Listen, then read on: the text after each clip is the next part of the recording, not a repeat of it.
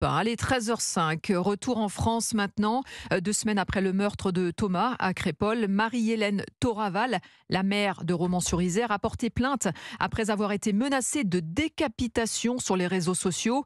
Cette élue avait soutenu les familles des victimes dans leur volonté de faire reconnaître le caractère raciste du meurtre de Crépol. Et elle avait aussi dénoncé une culture de l'excuse dans le quartier de la Monnaie. Jean-Luc Boujon, vous êtes à Romans-sur-Isère pour Europe 1. Comment les habitants ont réagi ? Eh bien, les habitants sont au soutien de leur maire, choqués eux aussi par ces menaces de mort et de décapitation que Marie-Hélène Toraval a reçues par téléphone au standard de la mairie et sur les réseaux sociaux depuis mercredi. Jennifer, par exemple, n'admet pas cela. Pas normal, de tels actes, de telles menaces sur une mère, non ? Parce que là, ça devient n'importe quoi.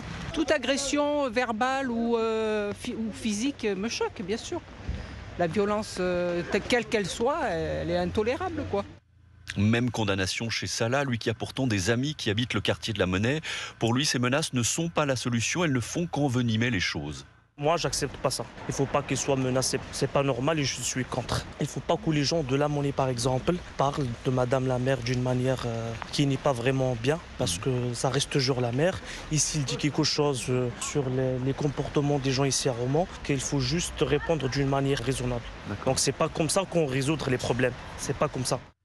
Marie-Hélène Toraval qui a tenu ce matin sa permanence en mairie pour les habitants, comme elle le fait chaque premier vendredi du mois. Je ne me laisserai pas impressionner, dit-elle. Je n'ai absolument rien changé. Je garde le sang-froid qu'on attend d'un responsable, mais je garde aussi ma détermination à dénoncer les choses et à dire tout haut ce que les gens pensent tout bas. Je ne me laisserai pas abattre.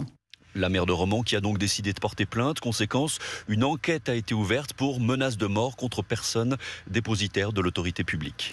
Jean-Luc Boujon, correspondant Europe 1 en Rhône-Alpes.